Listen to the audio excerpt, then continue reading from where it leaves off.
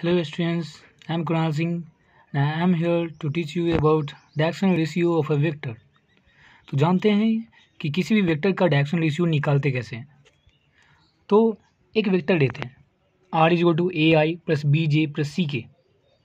ये आपको एक वेक्टर दे दिया और डायरेक्शन रेशियो जो होता है इस r वेक्टर का वो होगा i के आगे वाला a, j के आगे वाला b और k के आगे वाला c।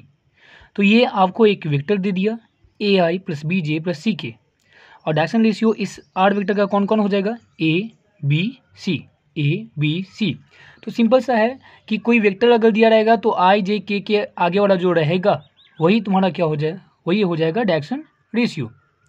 तो ये जैसे कि एक एग्जाम्पल लेते हैं। इस एग्जाम्पल में देखिए कि आर इज इक्वल टू क्या दिया है 3i plus 2j minus 4k। तो डायरेक्शन रेशियो क्या हो जाएगा आई के आगे 3, जे के आगे 2 और के आगे -4। तो डायरेक्शन रेशियो क्या हो गया ए बराबर 3, बी बराबर 2 और सी बराबर -4। यहाँ पर देखिए ये दे दिया आपको A B vector 3i minus 7k।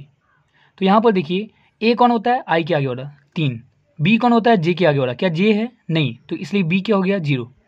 सी क्या होता है के आगे वाला क्या है -7, तो सी -7 हो गया। तो डायरेक्शन रेशियो ऑफ अगर बोले हम इस ए बी वेक्टर का क्या होगा तो क्या होगा 3, फिर यहाँ पर जे है नहीं इसलिए 0 और सी कितना -7। ये डायरेक्शन रेशियो हो गया।